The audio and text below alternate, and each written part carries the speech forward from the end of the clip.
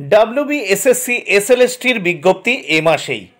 পরীক্ষার্থীর দেওয়া হবে কার্বন প্রতিলিপি এবং এসএসসির পরীক্ষার নিয়মে বদল আসতে চলেছে।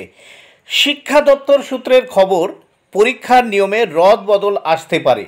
নিয়োগ প্রক্রিয়ায় স্বচ্ছতা আনতেই নাকি এই রদ বদল বলে খবর।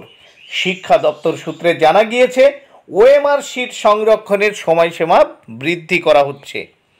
সুপ্রিম কোর্টের নির্দেশ মেনে আগামী 31শে মের মধ্যে স্কুল সার্ভিস কমিশন এসএসসির নিয়োগ পরীক্ষার বিজ্ঞপ্তি জারি করতে হবে এবং শিক্ষা দপ্তর সূত্রে খবর, নিয়োগ পরীক্ষায় বেশ কিছু নিয়মের রদবদল হতে পারে। এবার থেকে পরীক্ষার্থীদের দেয়া হতে পারে ওএমআর শিট, উত্তরপত্র এর কার্বন প্রতিলিপি। শীর্ষ আদালতের নির্দেশে চলতি বছরের মধ্যেই শেষ করতে হবে নিয়োগ প্রক্রিয়া। শীর্ষ আদালতের নির্দেশে 25,735 জন শিক্ষক এবং শিক্ষাকর্মীর চাকরি বাতিল হয়েছে। তারা সকলেই 2016 সালের নিয়োগ প্রক্রিয়ায় যোগ দিয়েছিলেন।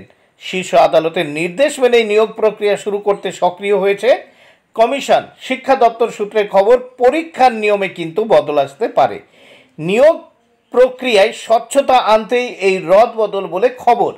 তবে শিক্ষা দপ্তর সূত্রে জানা গিয়েছে, ওএমআর শিট সংরক্ষণের সময়সীমা বৃদ্ধি করা হচ্ছে। ওএমআর স্ক্যান্ড কপি সংরক্ষণের ক্ষেত্রেও বিশেষ গুরুত্ব দেওয়া হচ্ছে। শিক্ষক নিয়োগের প্যানেলের মেয়াদ 1 বছর থাকে। কমিশন তা আরও 6 মাস বৃদ্ধি করতে চলেছে বলে খবর। 2009 সাল থেকে শিক্ষাকর্মীদের প্যানেলের মেয়াদ 6 মাস বৃদ্ধি করা হলেও শিক্ষকদের প্যানেলের মেয়াদ ছিল 1 বছর। সূত্রের খবর, নিয়োগ পরীক্ষায় ইন্টারভিউ ব্যবস্থাতেও বেশ কিছু পরিবর্তন আনা হচ্ছে। সব থেকে গুরুত্বপূর্ণ বিষয় এই নতুন এসএলএসটির যে নিয়োগ পরীক্ষায় ইন্টারভিউ ব্যবস্থাতেও বেশ কিছু পরিবর্তন আনা হচ্ছে।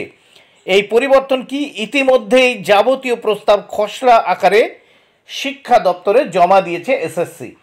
আগামী সপ্তাহের মধ্যেই পরীক্ষার বিজ্ঞপ্তি প্রকাশের সম্ভাবনা রয়েছে এবং বঙ্গীয় শিক্ষক ও শিক্ষাকর্মী সমিতির সাধারণ সম্পাদক স্বপন মণ্ডল বলেন যে দপ্তরে জমা দিয়েছে এসএসসি।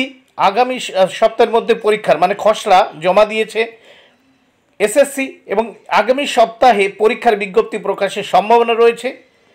স্বপন মণ্ডল বলেন যে শিক্ষক নিয়োগের বিধিতে বেশ কিছু পরিবর্তন আসছে, এটা শোনা যাচ্ছে বা তিনি শুনতে পাচ্ছেন বা সবাই জানছে। যার মধ্যে অন্যতম হলো শিক্ষাগত যোগ্যতার জন্যে যে নম্বর ধার্য করা হয়েছে তা কমিয়ে ইন্টারভিউতে নম্বর দ্বিগুণ করে দেওয়া। একাডেমিক নাম্বার কিন্তু কমিয়ে দেওয়া হচ্ছে, কম করা হচ্ছে এবং সেই জায়গায় ইন্টারভিউতে নম্বর দ্বিগুণ করে দেওয়া। এই দুটো বিষয় কিন্তু বিতর্কিত। এতে প্রকৃত মেধার মূল্যায়ন হবে কিনা সন্দেহ রয়েছে। বিশেষ করে ইন্টারভিউয়ের জন্য এত নম্বর বরাদ্দ করলে স্বজন পোষণের সম্ভাবনা থেকে যায়।